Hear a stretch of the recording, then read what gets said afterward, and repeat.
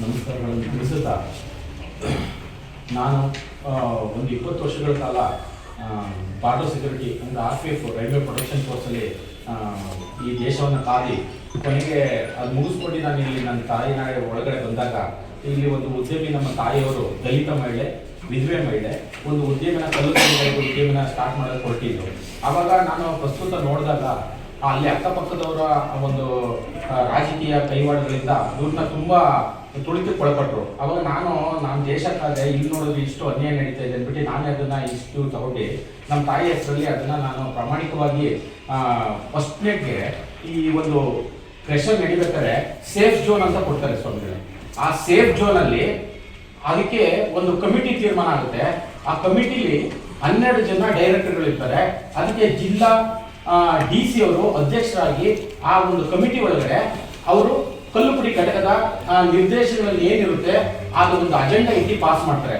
First ಅಜೆಂಡಾದಲ್ಲಿ taluk ದಂಡಾಧಿಕಾರಿಗಳು ಏನು NOC ಕೊಡ್ತಾರೆ, ಅದ್ರ ಮೂಲಕ DC ಅವರು ಮನವಿ ತಗೊಂಡು ಆ ಒಂದು ತಾಲೂಕು ದಂಡಾಧಿಕಾರಿಗಳಿಗೆ ಮನವಿ ಹೋಗಿದೆ.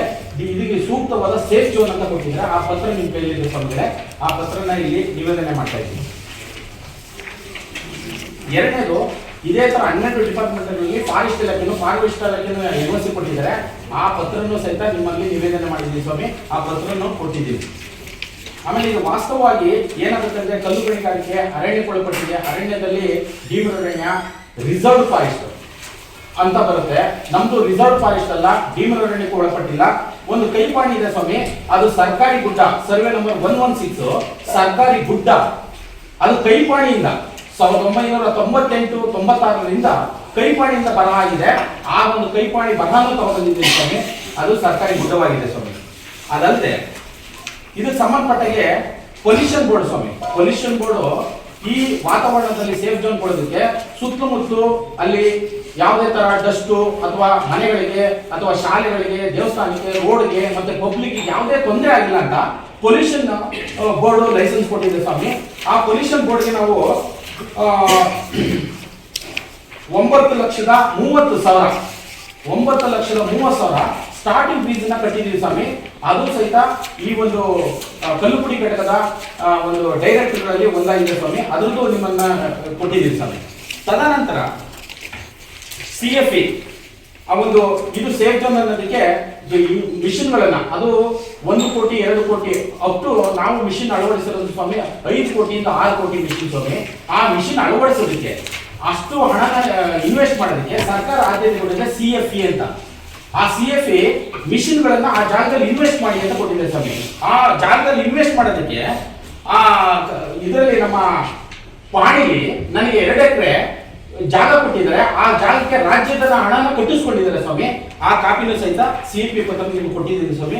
ಅದು ತದನಂತರ ಕಲ್ಲುಪುಡಿ ಘಟಕದ ಆಧಾರದ ಮೇಲೆ ಎಲ್ಲ ಒಂದು ಕಮಿಟಿ ನಿರ್ಧಾರ ಮಾಡಿ ಗೆಜೆಟೆಡ್ ಸರ್ಕಾರದ ಆದೇಶ ಗೆಜೆಟೆಡ್ ನೋಟಿಫಿಕೇಶನ್ ಅಲ್ಲಿ ಸರ್ಕಾರ ಕರ್ನಾಟಕ ರಾಜ್ಯ ಪತ್ರದಲ್ಲಿ ಅವರಿಗೆ ಹೆಸರು ಬಂದಿದೆ ಸ್ವಾಮಿ. ಮಲ್ಲಮ್ಮನವರಿಗೆ 2 ಎಕರೆ ಜಾಗವನ್ನ ಕ್ರಷರ್ ಅಳವಡಿಸಿ ಅದನ್ನ ಕೆಲಸ ಮಾಡೋದಕ್ಕೆ ಅಂತ ಆ ಒಂದು ಸರ್ಕಾರದ ರಾಜ್ಯ ಪತ್ರದ ನೋಟಿಫಿಕೇಶನ್ ಕೊಟ್ಟಿದ್ದೀನಿ ಸ್ವಾಮಿ.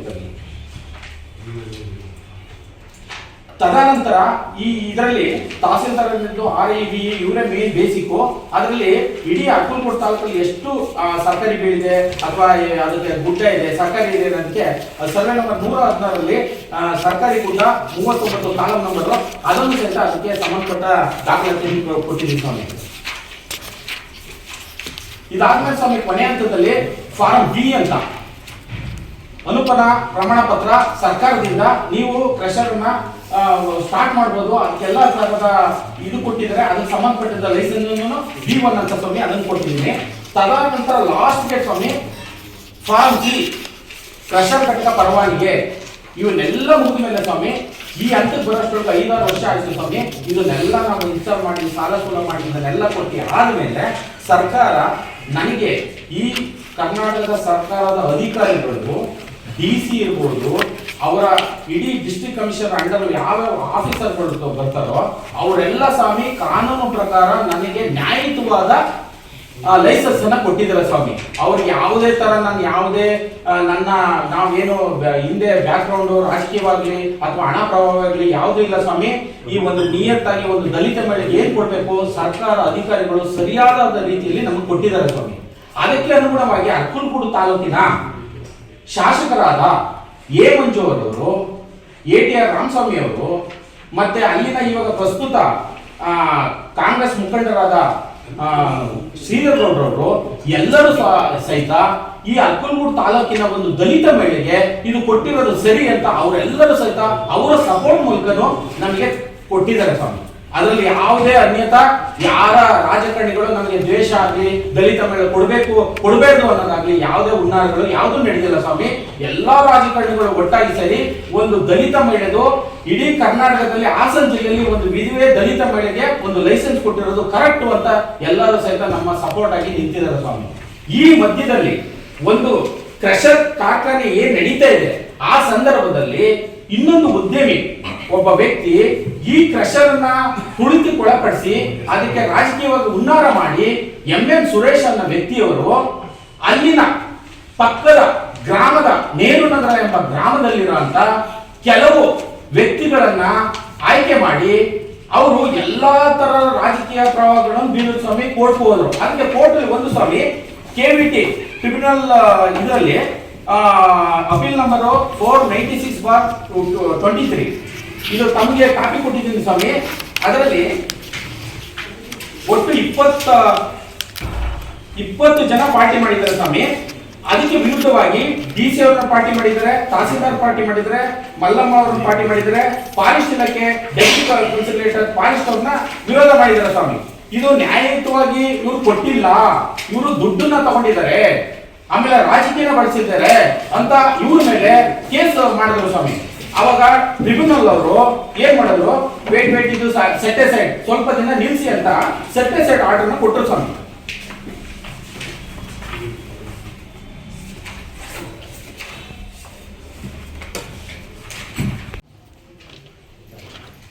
ರಾಜೇಶ್ ಅಂತ ಅವರ ಮಗ ಮಲ್ಲಮ್ಮ ಅಂತ ಹೇಳಿ ಅವರು ಗ್ರ್ಯಾಂಟಿ ಮಲ್ಲಮ್ಮ ಕಡೆಯ ಹೆಂಡತಿ ಮಲ್ಲಮ್ಮ ಅಂತ ರಾಜೇಶ್ ಅಂತ. ಇದು ಸುಮಾರು 15-16 ವರ್ಷದ ಪ್ರಕರಣ ಸರ್. ಅರಸಿಕಟ್ಟೆ ಎಂಬ ಕಾವಲು 3/16ರಲ್ಲಿ ಸುಮಾರು 3 ಜನ ಜಿಲ್ಲಾಧಿಕಾರಿಗಳಿಂದ ರೋಹಿಣಿ ಸಿಂಧೂರಿ ಮೇಡಮ್ನವರು, R ಗಿರೀಶ್ ಅವರು, ಸತ್ಯಭಾಮ ಮೇಡಮ್ನವ್ರಿಗೆ ಅವರ ಕಾಲದಲ್ಲಿ ಅನ್ಕೊಂಡು ಬಂದಿದ್ದಾರೆ. ಇಲ್ಲಿ ಇವರಿಗೆ ಎಲ್ಲ ಥರದ್ದು ಕ್ಲಿಯರ್ ಆಗಿದೆ. DC ಅವರು ಆರ್ಡರ್ ಮಾಡಿದ್ದಾರೆ, ಮತ್ತಿದು ಆರ್ಡರ್ ಮಾಡಿದ್ದಾರೆ. ಅಲ್ಲಿ ಬೆಮ್ಮತ್ತಿಯ ಸುರೇಶ್ ಅಂತ ಒಬ್ರು ಇದ್ದಾರೆ, ಅವರು ಗ್ರನೈಟ್ ಅವರು ಕೆಲಸ ಮಾಡ್ತಾರೆ, ಕ್ರಷರ್ ಕೆಲಸ ಮಾಡ್ತಾರೆ. ಅವರು ಪಕ್ಕದ ಊರಿನವ್ರನ್ನ ಅವ್ರನ್ನ ಎತ್ಕಟ್ಟಿ ಅಲ್ಲಿಯ ದಲಿತರು ಅವ್ರ ಪಕ್ಕದಲ್ಲಿ ಇರೋಂಥವ್ರು ಅವ್ರನ್ನ ಎತ್ಕಟ್ಟಿ ಇವರಿಗೆ ಎಲ್ಲ ಥರದ್ದು ಕೆಲಸ ಮಾಡ್ದಂಗೆ ಅವರು ಮಿಷನ್ನ ಇನ್ಸ್ಟಾಲ್ ಮಾಡಿದ್ದಾರೆ. ಅಲ್ಲಿ ದೊಡ್ಡ ದೊಡ್ಡ ಮಿಷನ್ಗಳು ಬಂದವೆ. ಅದು ಬಹುಶಃ ಹೊಸ ಟೆಕ್ನಾಲಜಿನೇ ಮಾಡಿದ್ದಾರೆ. 2 ಎಕರೆನಲ್ಲಿ ಎಲ್ಲೂ ಧೂಳು ಆಗಬಾರ್ದು, ಎಲ್ಲೂ ಸಾರ್ವಜನಿಕ ತೊಂದರೆ ಆಗಬಾರ್ದು ಅಂತೇಳಿ ನಾನು ಸುಮಾರು 8-10 ವರ್ಷದಿಂದ ಸ್ಪಾಟ್ಗೂ ಹೋಗಿದ್ವಿ ಸರ್. ಈ ಸ್ಥಿತಿನಲ್ಲಿ ಈಗ ಮೊನ್ನೆ ಒಂದು ಹೈಕೋರ್ಟ್ಗೆ ಹೋಗಿದ್ದಾರೆ, ಟ್ರಿಬ್ಯುನಲ್ಗೆ ಹೋಗಿದ್ದಾರೆ. ಇವರ ಆಪೋನೆಂಟ್ ಆ ಟ್ರಿಬ್ಯುನಲ್ ಸಸ್ಟೈನ್ ಮಾಡಿ ಅಂತೇಳಿ ತಡೆ ಕೊಟ್ಟಿದ್ದಾರೆ. ನಂತರ ಇವರು ಹೈಕೋರ್ಟ್ಗೆ ಹೋಗಿದ್ದಾರೆ. ಹೈಕೋರ್ಟ್ನಲ್ಲಿ ಕ್ಲಿಯರ್ ಮಾಡಿದ್ದಾರೆ ಸರ್, ಅಲ್ಲಿ ಸ್ಕೂಲು ಮತ್ತೆ ದೇವಸ್ಥಾನ ಏನಿಂಗ್ ಇರಬೇಕು ಇವರೆಲ್ಲ ಸರಿ ಇದ್ದಾರೆ ಅಂತೇಳಿ ಮಾಡಿದ್ದಾರೆ ಸರ್.